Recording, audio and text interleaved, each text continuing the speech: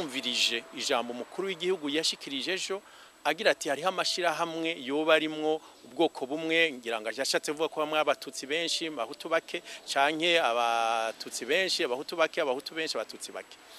Rero ivyo naho vyoba ari vyo nibaza ko nticari gihe cyo kubivuga kuko ingorane zihari sizabahutu n'abatutsi muri kino gihugu singorane z'ubwoko.